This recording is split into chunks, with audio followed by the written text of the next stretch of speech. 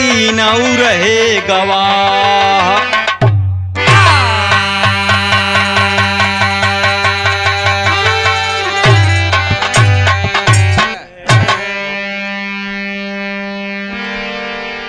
सभी श्रोताओं के बीच में एक हास रस का बिरहा प्रस्तुत है।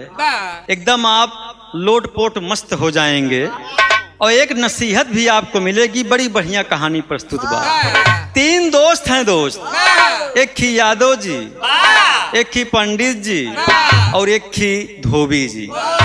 तीनों में जान इतना गहरा प्यार रहन कि तीनों जने आज मस्ती में रहियाई दिए। क्या कहना है दोस्त?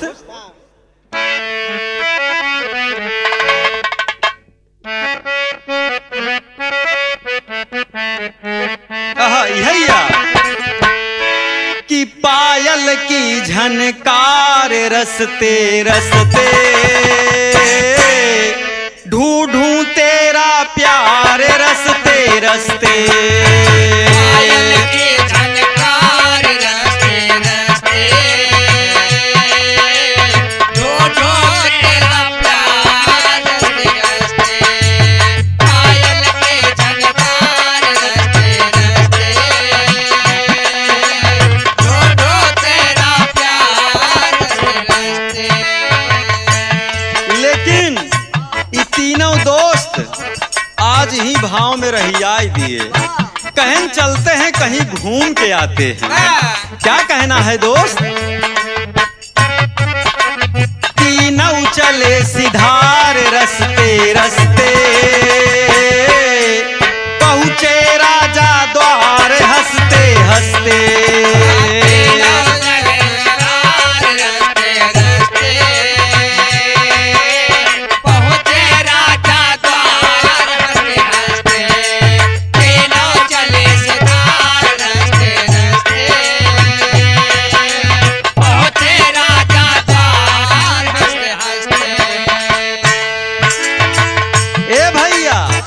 तीनों साथी आगे अहिरा बा, बिचवा में धोबी है, एकदम पीछे महाराज जी लगा हैं। पोथी ओथी दबाए चल रहे बाबूजी। सामने एक राजा का बगीचा पड़ा। अब बगीचा में बोर्ड लगा है, फल मत तोड़ो, गिरा हुआ फल ले सकते हो। तो पंडित जी कहाँ देखबे, हेमा मुखिया हम ही नहीं। अदुनहु जने सारे हाल अंठाई एकदम बगीचा में चला तहा बोर्ड लगा है, ध्यान दे। अगर केहू जने तनिका उल्टा पुल्टा करे तो जान ल हमसे बुरा क्यों ना होई। ए भैया यही मस्ती में क्या कहना है? फल मत तोड़ो, फल मत तोड़ो, लगा बोर्ड एक भारी है।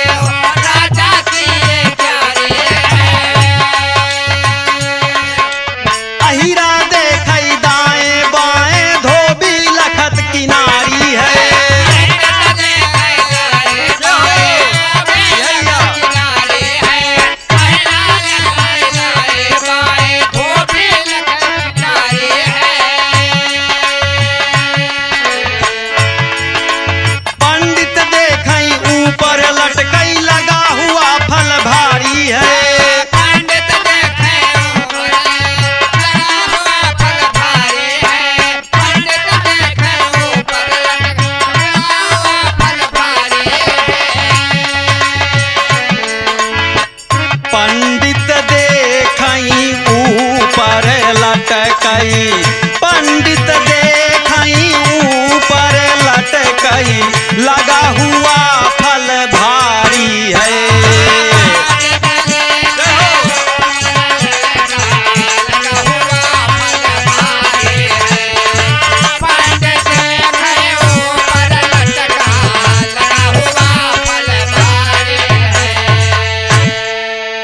ए भैया तीनहु जने ही मस्ती में चला आवत हैं, एकदम बगीचा में पहुंच गए।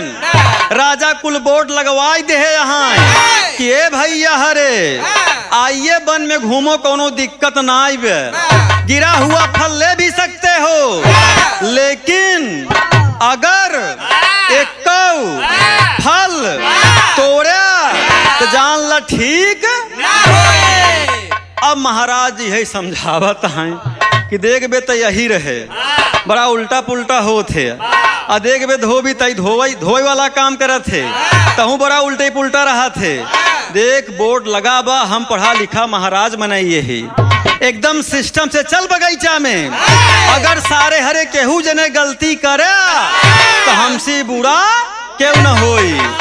अब आगे एकदम यादव जी अहिरा देखत बा कि दाएं बाएं हाँ यार लगत बा बढ़िया बढ़िया फल, ए भैया निकल जात बा, ये दौना लखई फिर पीछे देखे कि धोबिया कहा खड़त बा, और धोबिया अपने मस्त बा, पीछे पंडित जी पोथी ले राम राम सीता राम, राम राम सीता राम,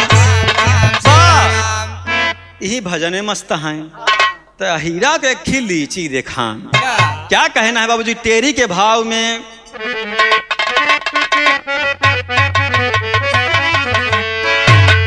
कि मोरे राम झांसा में लासा झंझट में लसे, हाँ झांसा में लासा झंझट में लसे, अरे अहिरा पंडित धोबी तीनों लिए पिछासा, झांसा में लासा झंझट में लसे।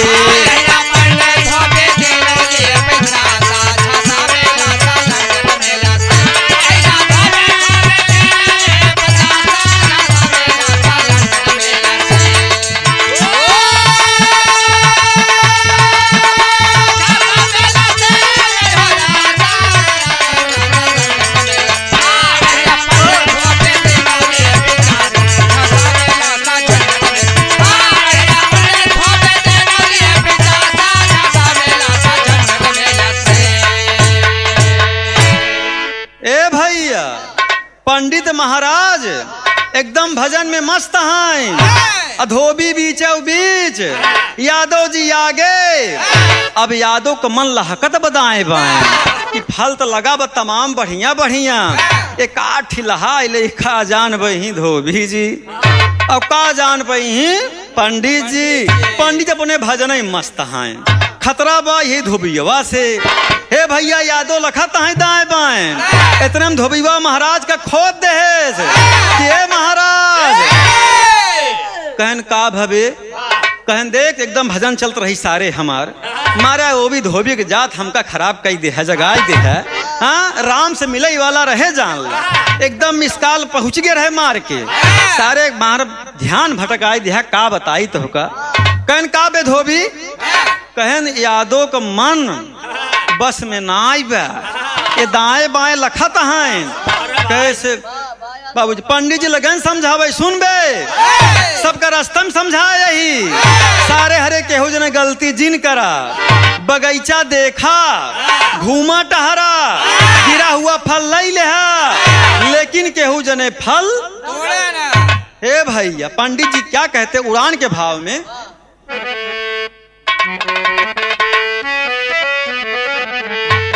कि पंडित कहाँ बगीचा देखो सुंदर है फल भारी, पंडित कहाँ बगीचा देखो सुंदर है फल भारी, अरे हीरा आगे धोबी बीचे पंडित रहे पछारी हो, झांसा में लासा झंझट में लसे, अरे तीनों गलती कैले लागल पीर पियासा, झांसा में लासा झंझट में लसे।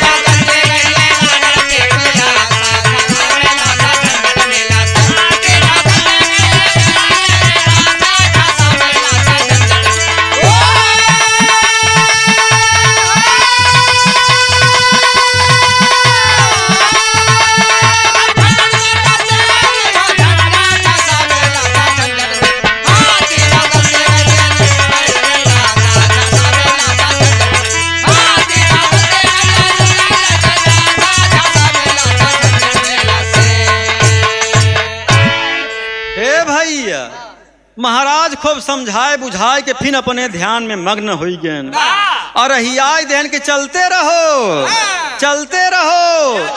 ई बगीचा देखा, ई देखा कितना बढ़िया बढ़िया फूल लगा बा, कितना अच्छा अच्छा मनई आवत जाता है, लेकिन ध्यान दे केहू जने गलती ना करे। हे भैया, हाँ छेड़ो ओड़ो मत, देख लो और देख के निकल दो। हे भैया, यादों के रही रही मन में कुछ दूर है डाक गए, यादों देखा तहाँ एक बढ़िया लीची का पौधा एकदम बाबूजी तैयार बा, एकदम पकी पकी लीची लगी बा। ये दौना रह रही का माल तो बड़ा बढ़िया फल लटकत बा, लेकिन साला समस्या है कि पंडित जी मना करे यहाँ ते देवना कहा लीची नान के हो भाई करत है, आराम से तोड़ी जेब में डाल ले क्यों जानोन। पंडित जी भजन ही मस्त हैं, धोबिया पीछे न बा। हे भैया का कहना है तर्जु है बा।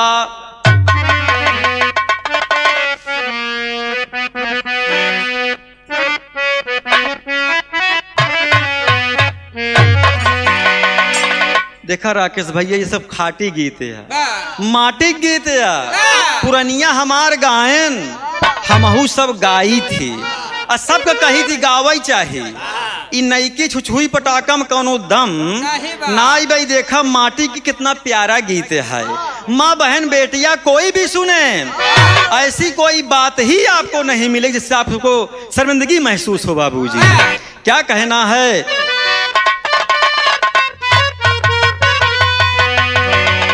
ए भैया उतार गोरी झूलनी, अरे सजना बोलावई उतार गोरी झूलनी।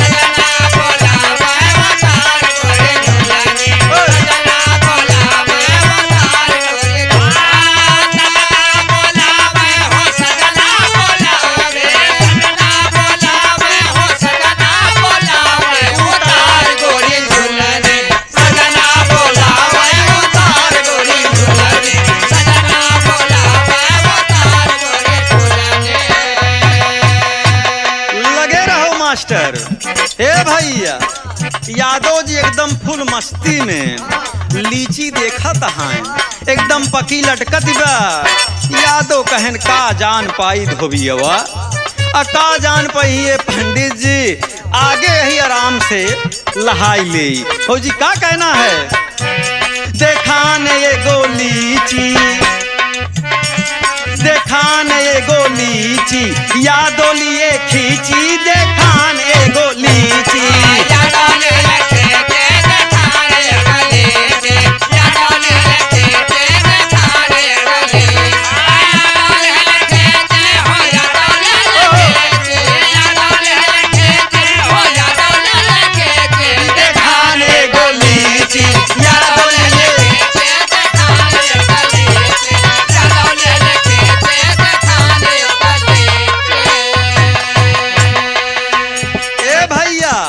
यादव लहान बैठाइल हैं, डार लागेन और माए बाबूजी आराम से लीची तोड़ के मास्टर लागेन वही लुंगी में दबावा एकदम कि का जान पही धोबी और का जान पही पंडित जी। क्या कहना है दोस्त अंतरे के भाव में, धीरे से तोड़े यादव जेबवा में डाई, धीरे से तोड़े यादव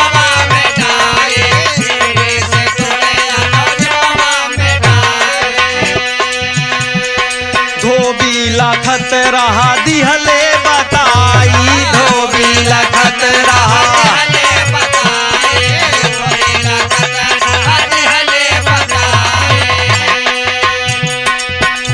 अरे पंडित कहई,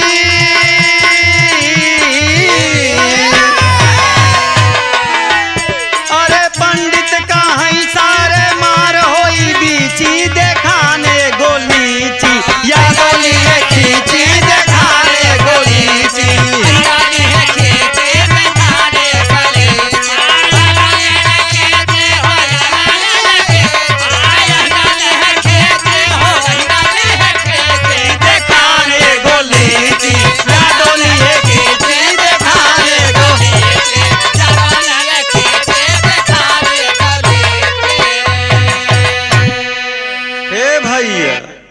यादों के बर्दाश्त ना आई भवा। आगे पहुंचन आराम से डार ऐसे झुकाएन आ झुकाए के बाद लीची तोड़ के वही लुंगी में दबा आइल हैं। आ धोबिया लखत रहन का ये पंडित जी कहन का भवे फिर चिल्लाने तई बिना मतलब ही चिल्लाता है। इतनी बढ़िया देख बगीचा देख फूल देख फल देख तो कहाँ ध्यान लगावत है बीच बीच में। अब धोबिया कहा ये महाराज कहन बड़ी ज्ञान का बात यह है। कहन का फसावे कहन की यादव मना करत रहा आराम से नवाई के लीची तोड़ ले से। अब पंडित कहन देखा यही बरे कहते यादव बेकार जात होत है। एक रास्ते में समझाए रहे हीरा कहन कि उल्टा पुल्टा काम ना करे। बतावा ये आराम से लीची इतना कहे के बाद मना करे के बाद लहाई ले से। कहन देख बे धोबिया भले यादव तोड़ लेहन जाय दे लेकिन तई कुछ तोड़े ओड़े। अब धोबिया कहा है यादव लहान तो मतलब रास लीला हम करी तो पाप लीला। धोबिया के मन में आए अगर यादव ले यहाँ तो हमहू कुछ तोड़ब जरूर। हाँ हमहू ले हे भैया आगे और निकल ही गए। एक चौसा दशहरी पक्का आम एकदम लटकत बा। धोबिया कहा बात मोटवा है लेकिन कौनो काम कई जाब कौनो दिक्कत ए भैया वही कहना है तर्ज मास्टर साहब।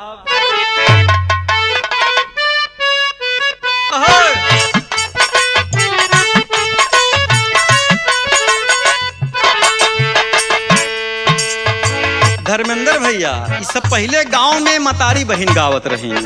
जब बारात दुआरे दुबरा का चाल लागे तब बाबूजी आज तो सब गाना देखा नहीं होता है तमाम होत बा का बताई क्या कहना है।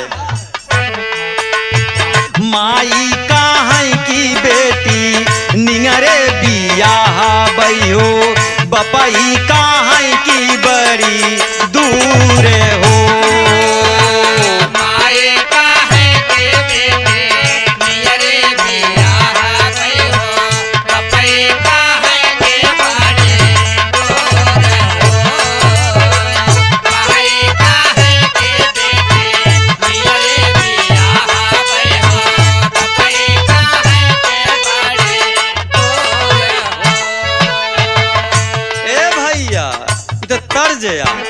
लेकिन भाव में का कहना है। जब धोबिया आगे और पहुंच गया एकदम आम लटकत बचौसा दशहरी। धोबिया के मन में आए हैं यादो लहान तो धोबी न लहाय भाई कि कैसे बतावा पीछे हम रही। वही धोबिया बाबूजी का काम करता है क्या कहना है।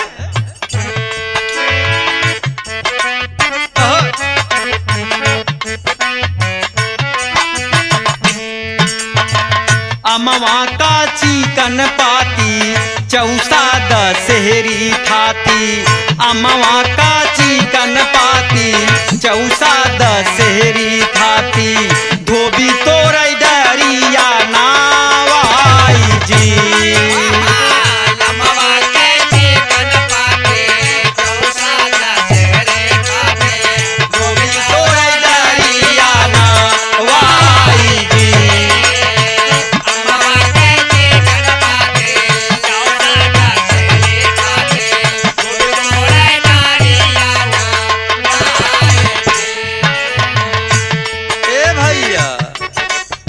धोबिया आराम से उहाऊ लगा उहई आम तोड़े एकदम पक्कल बा।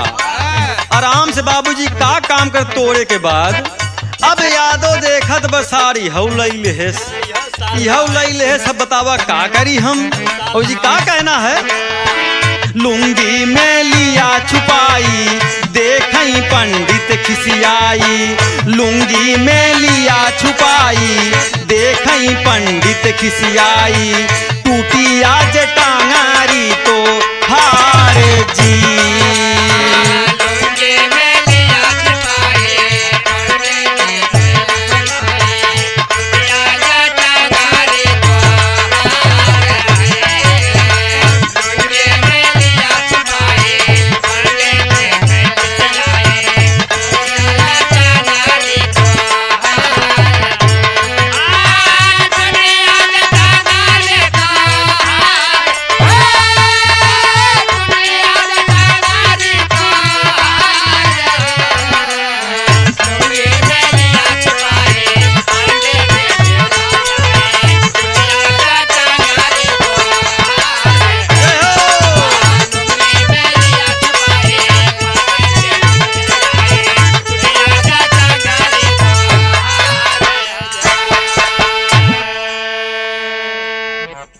भैया धोबियों के बर्दाश्त ना भय, आराम से आम तोड़ के उहो लुंगी में आराम से छुपाई ले से।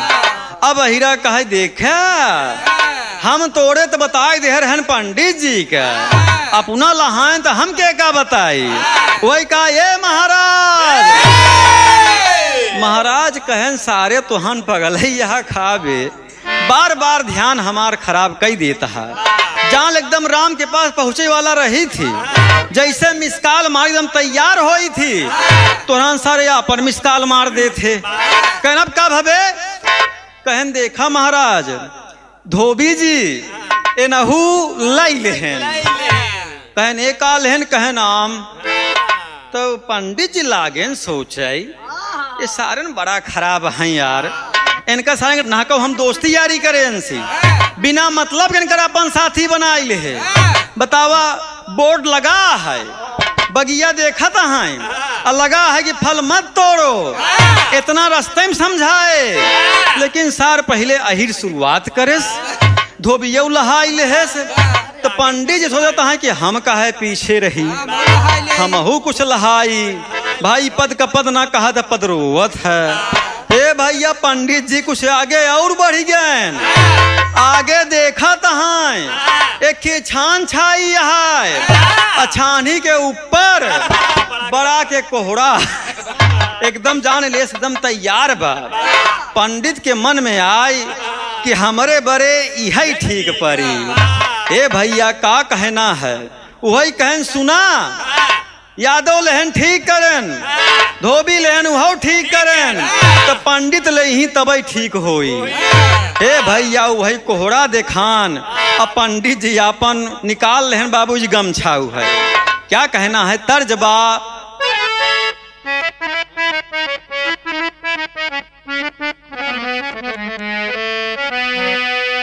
कि पिया हमके, पिया हमके, अरे पिया हमके खियावा मनई मास लियावा जिया उलझन में, पिया हमके खियावा मनई मास लियावा जिया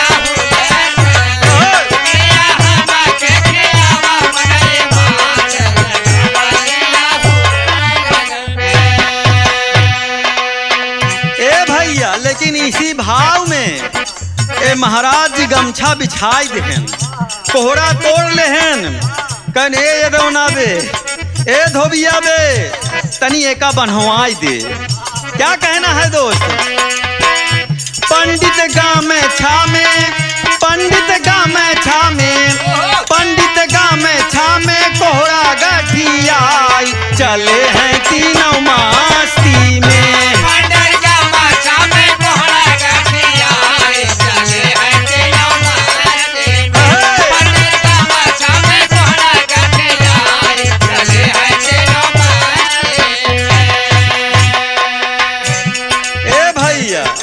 पंडित जी कहन कि अब सबका हिसाब बराबर हो गया।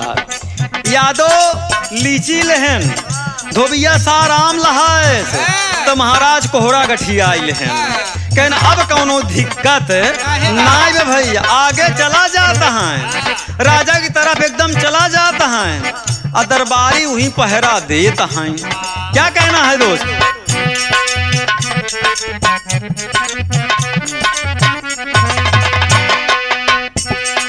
चार दरबारी पहरा देते, तीनों गए घेराई रामा, चार दरबारी पहरा देते, तीनों गए घेराई रामा, चार दरबारी पहरा देते, तीनों गए घेराई रामा।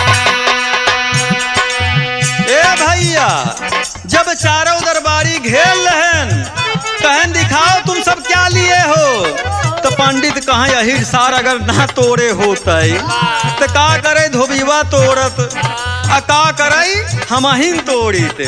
वही कहना है दोस्त, चार दरबारी पहरा देते, तीनों गए घेराई रामा, चार दरबारी पहरा देते, तीनों गए घेराई रामा, चार दरबारी पहरा देते, तीनों गए घेराई रामा।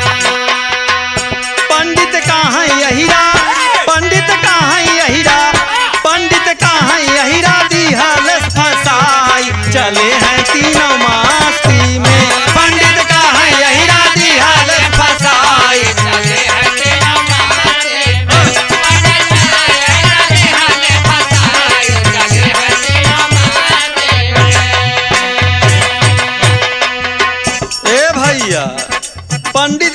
यही सार हमका लोग को फसाई दे से। अगर ये गलती ना करे होत तो आज हम अहू फल उल कुछ तोड़ित ना। अजोन सम्मा गठियाए है पिठाई पे लादे है या वहीं रास्ते में पकड़ जाओ। दरबारी कैसे महाराज तीनों लोग क्या लिए हो? महाराज कहन देखा हम लोग सन्यासी मनई यही जाए दे काहे परेशान कर। कहन ना ये बताओ लिए क्या हो?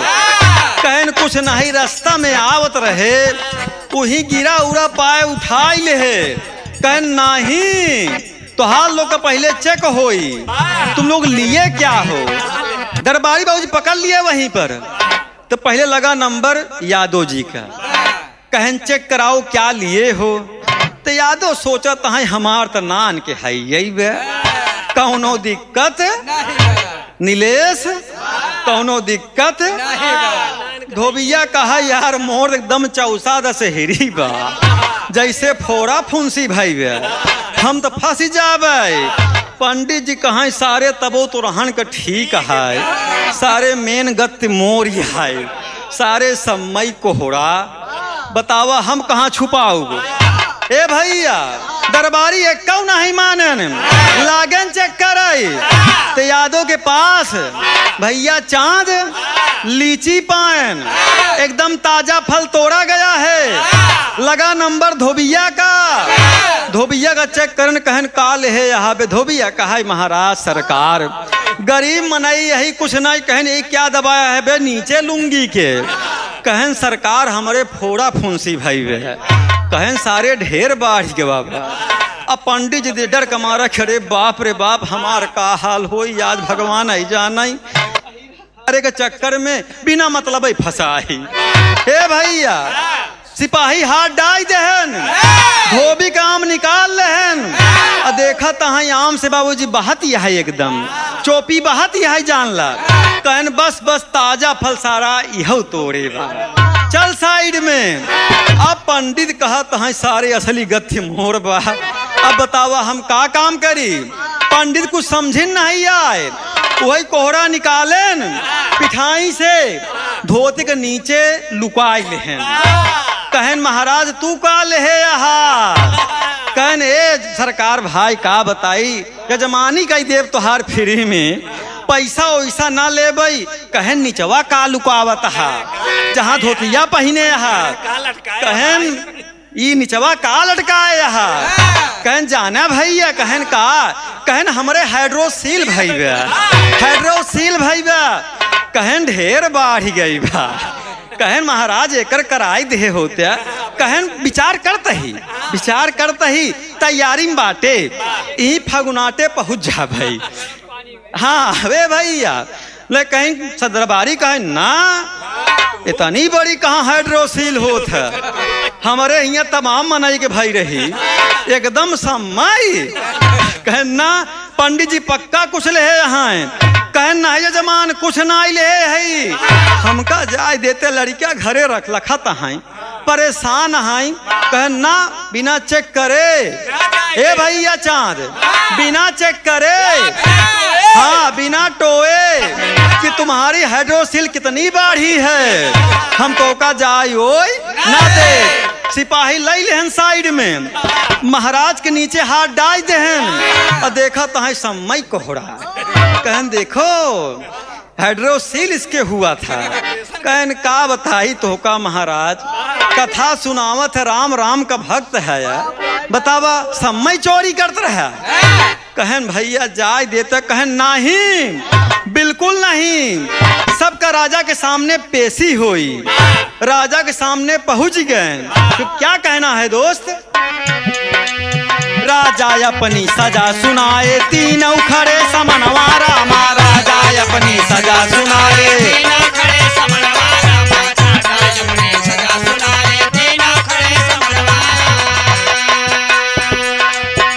राजा बोले फलवा राजा बोले फलवा राजा बोले फलवा पीछे दो घुसाई चले हैं तीनों मस्ती में। राजा बोले फलवा पीछे दो घुसाई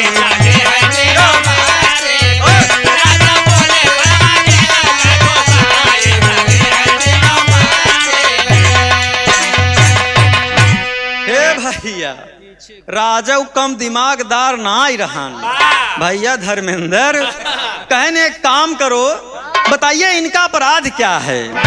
तो बाबूजी दरबारी लगे बताने, कहे क्यों आम लेहेबा, क्यों लीची लेहेबा, क्यों कोहरा लेहेबा। कहे नहीं बतावा। राजा कह रहे हैं कि बतावा जब बोर्ड लगाबा हुआ लिखाबा तो ये लोग गलती काहे बरे करन। तो राजा कम दिमागदार ना ही रहा। कहे से काम करो दरबारी। कहन का करी। कहन इनका ले जे कहूँ ही चौराहा उराहा पे तीनों जाने का तीनों फल थमाई दे।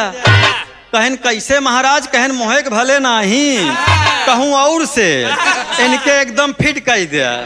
तो दरबारी कहन महाराज कोहरा जे लेबा उ तो बड़वार बा, उ कैसन जाई। कहन अगर नहीं सम्मा जात बा तो का काट काट भर दो। भैया पंडित जी कहन सारे बिना मतलब के फंसे। यादो बड़ा खुशी हमार तो नान के बा कौनो दिक्कत ना आई बा, आराम से अंदर लाई ले। धोबिया कहा खतरा तो मोरो बा। भाई गुज्जा कैसे जाई ना समझ पाऊ, लेकिन जब कुशोली का नंबर आई तो बड़ा अपराध कह दे भाई, बड़ा कल्लाई यार। पंडित जी कहा सारे तो रहंग तब ठीक है, सारे मेन गति मोर है। हम बिचारे तई कोहरवा कैसे अंदर लेब। नंबर लग गवा, दरबारी लाइन लगाई देहन। ई बतावा पहले के तोड़े से। तो पंडित जी कहा सरकार पहले उहै ये दौना सार। कहन ओकरे बाद कहन कि उहै धोबिया लहाएस। कहन ओकरे बाद कहन हमहू लहाए।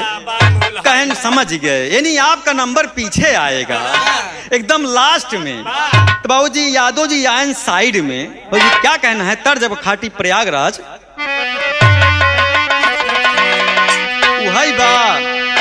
अरे गजब की हूँ बहिनी, अरे गजब की हूँ बहिनी, अरे चिन्हू ना भतार हो। गजब की हूँ बहिनी,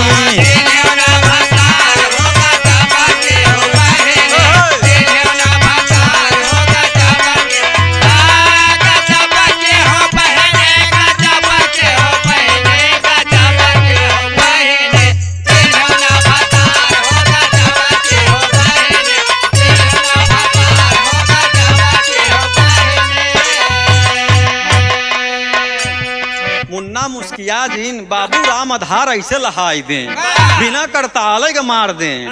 अब भाई मौके पर महू ऐसे का करी लहावत ही। सुना ए भैया तीनों के लाइन में खड़े कर लिए दरबारी। कहें चल बे यादव पहले तुम्हारा नंबर है, लीची तोड़बा। इतना मना किया गवा, बगीचा में बोर्ड लगाबा, लेकिन तुहार ध्यान लीची में लगा रहा। हे भैया वही का कहना है कि घुसावई लागे पिछवा, अरे घुसावई लागे पिछवा, तीनों चिल्लाई हो घुसावई लागे पिछवा।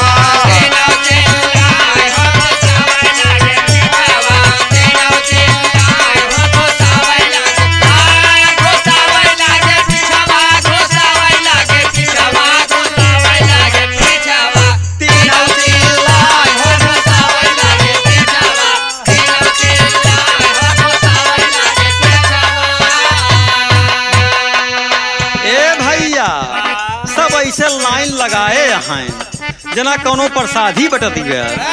अब यादों को हो जाता है कि हम का कौन टेंशन बा, हमार तो दान के लीचिन बा, आराम से जाई कोनो दिक्कत। धोबिया घबरात यार मोर समस्या बा। पंडित के एकदम बीपी हाई हो गई है। असली गत मोर बा। राजा कहन वैसे घुसेड़ द सबके। हे भैया का कहना है। अहीरा के लीची घुसी धोबी के आमावा, अहीरा के लीची घुसी धोबी के आमावा, अहीरा के लीची घुसी धोबी के आमावा। गुझता गाली जाई कुसुली बाझमावा,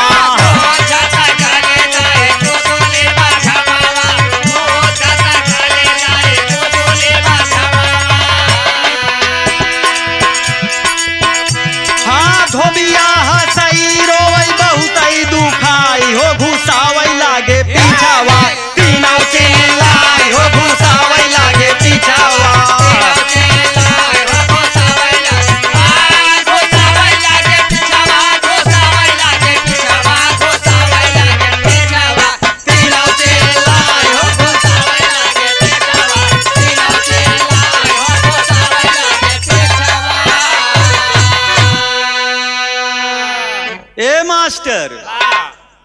यादो तो बाबूजी छोड़ के है यही रहा। सिपाही एक हथौड़ा मारन, लीची पूरा अंदर। अब जब धोबिया का नंबर लगा तो धोबिया कहा सरकार दोहाई देत है हम आराम है आराम करे, यह जोन हथौड़ा ले ऐसे मरबल सब जान लफौसा फांसी हो जाई, एक काम करा आराम से।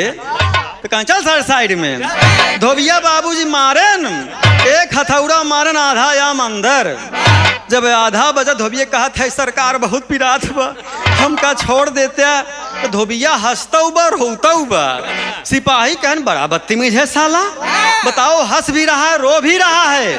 धोबिया कहा सरकार रोवत यहाँ बड़े ही बहुत पिरात बा, हंसत यहाँ बड़े ही कि अमवा गए इतना तो मोर ई हाल बा, जब पंडित जी कोहरवा ले ही तो का होई, हमार सबके तो कैसो माल लई ले भाई।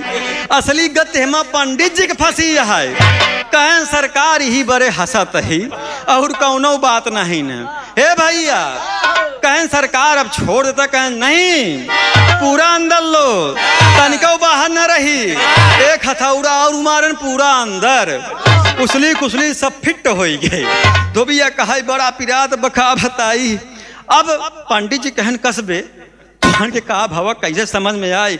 कहन महाराज अब ही नंबर लागत बा, यादव जी निपट लेहन, धोबी निपट लेहन, अब तोहरे ही नंबर बा। पंडित जी कहन यादव जी बतावा जब तोहरे गावत का समझे।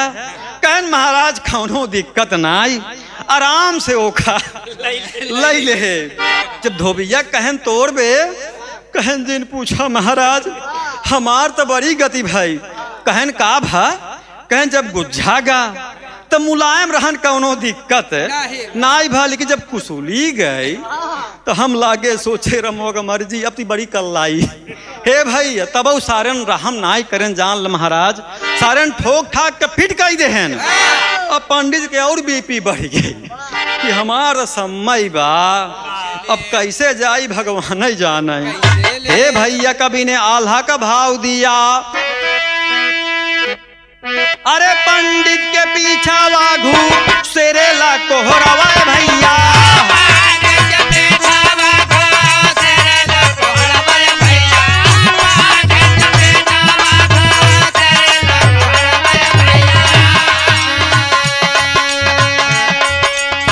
बोले महाराज कहाँ बहुत पीरा,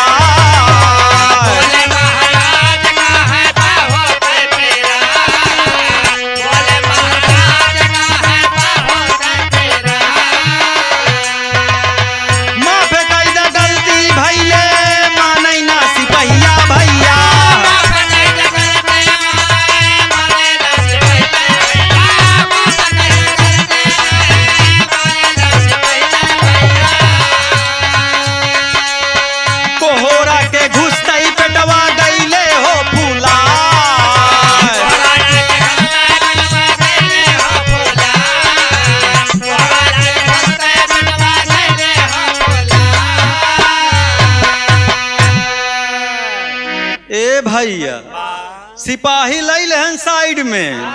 कहन महाराज तू तो ज्ञानी महात्मा रहे, पढ़ा लिखा रहे, तू गलती कई गया। कहन हम का बताई, हम पद के पद में आई रहे, नहीं हमसी गलती ना हो तो कहन समझ सम्मय जाई। अब एका समझा कैसे घुसेरी हम। कहन भाई छोड़ देते, कहन बिल्कुल नहीं, सजा सबको मिले चाहिए बराबर। हे भैया लागन कोहरा घुसे रहे, अपन जनता यह जगह तनिक हो बई करत। अब समय कोहरा कहाँ जाई। सिपाही कहने अगर समय ना जात हो हथौड़ा मार मार घुसेर दे। पंडित जी कहन अगर दू चार हथौड़ा मारे हमका तो लई बढ़न सारेन। कहन भाई छोड़ दे, कहन बिल्कुल नहीं, सिपाही समय कोहरा। ए भैया लागन घुसे रही। पंडित जी समझ में ना आई आवत बा, जब एक हथौड़ा मारेन तो कोहरा फूट गया।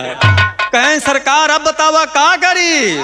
सिपाही कहन कौनो दिक्कत ना आई, एक आराम आराम घुसेर दे भाई। ए भैया लागन तोड़ तोड़ के भराई, पूरा पेट में भर दहन, एकदम महाराज का पेट जान ले से गुब्बारा फूल है।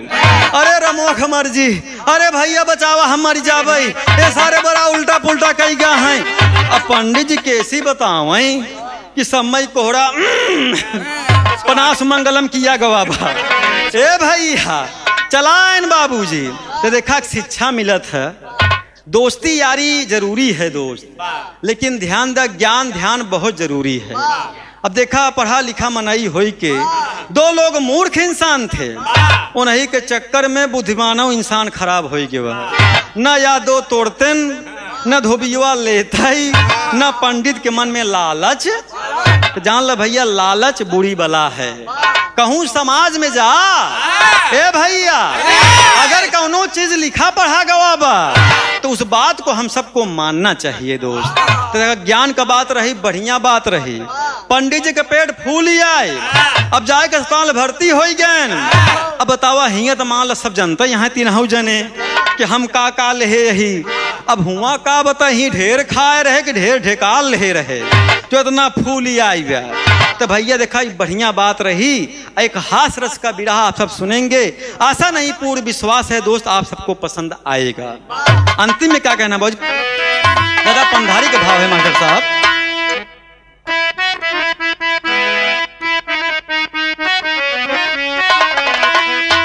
ए भैया देखा ये पंधारी के भाव में कहना है, समाज को एक नसीहत मिल रही है कि पढ़ा लिखा है तो ध्यान रहा, अगर गवारन के बीच में है तो ऐसे गलती जिनकर नीलेश नहीं कहूँ लीची थाम के पड़ी।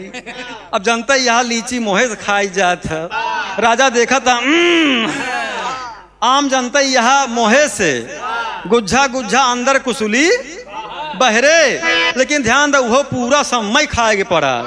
कोहरा जनता यहाँ बिया सब। ए भैया तो क्या कहना है, अरे बुद्धि विवेक से चारों ओर प्रकाश कैले हा। अरे बुद्धि विवेक से चारों ओर प्रकाश कैले हा। अरे ऐसे के हा जिन्ना दनिया परिहास कैले हा।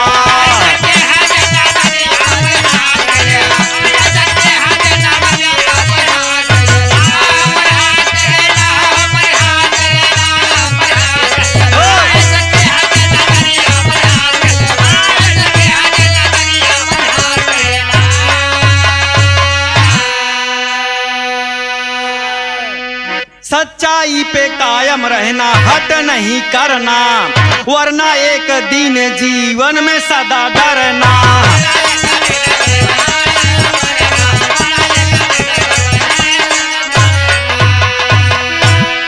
अरे दोस्त बनाओ इससे पहले दोस्त का परीक्षा ले हा। अरे दोस्त बनाओ इससे पहले दोस्त का परीक्षा ले हा। ऐसे कहा जिन्ना दनिया परिहास कैले हा।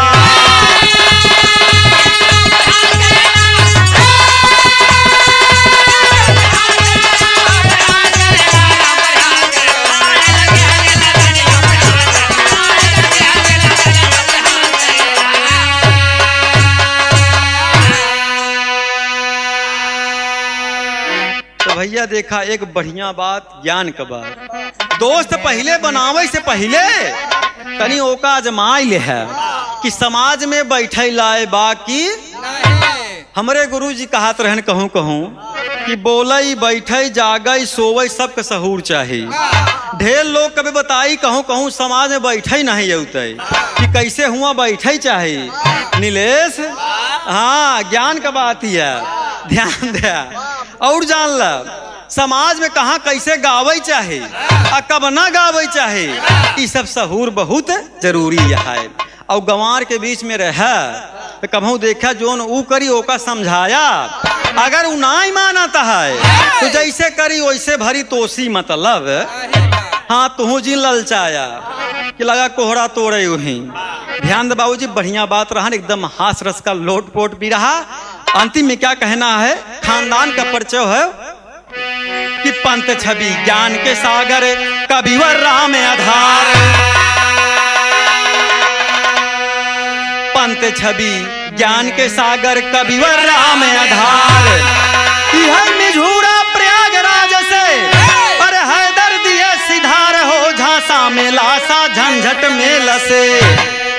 लिखता कबीर पंथी भूपेंद्र